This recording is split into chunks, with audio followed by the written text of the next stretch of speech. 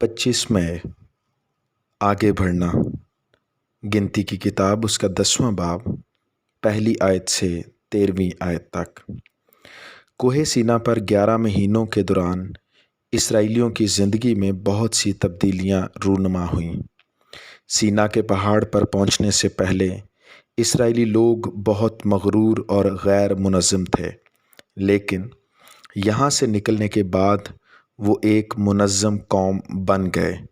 वो मुश्तरका तौर पर 12 कबीलों में ढाले जा चुके थे और ये सब कुछ बहुत खूबसूरती से रूनुमा हुआ। मूसा ने अपनी ज़िंदगी के इब्तदाई 40 साल फ़िरौन के जानशीन की तरह गुजारे थे।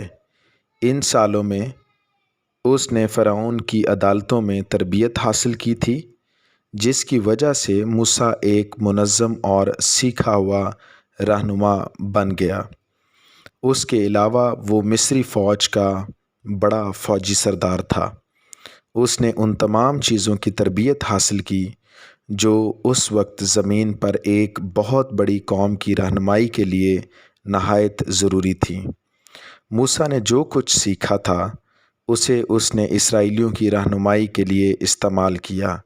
ये मूसा का एक गैर इलानिया शऊर था जिसे खुदा ने इस्तेमाल किया। खुदा उन लोगों की मदद करता है जिनके ज़हन उसकी तालीमात को कबूल करने और उसे दूसरों तक पहुंचाने का इरादा रखते हैं। बिल्कुल इसी तरह खुदा ने मूसा की ज़हनी काबिलियतों का इस्तेमाल करके इसराइलियों को एक मुनज़्ज़म कौम बनाया था।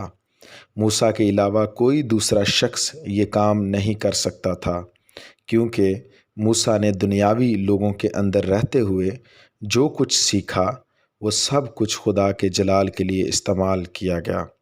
जब इसराइलियों ने कोहे सीना को छोड़ा तो उस वक्त वो एक बहुत बड़ी कौम थे, यहाँ तक कि वो जंग के लिए भी खड़े हो सकते थे।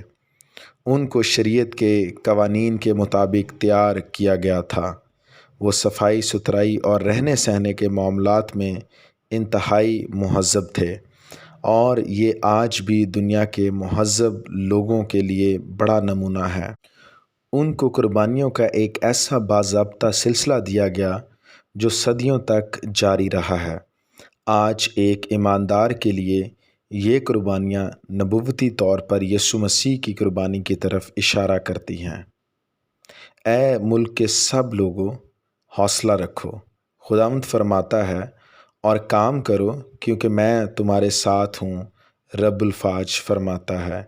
हिज्जी नबी का सहीफ़ा उसका 2 बाब और 4 आयत।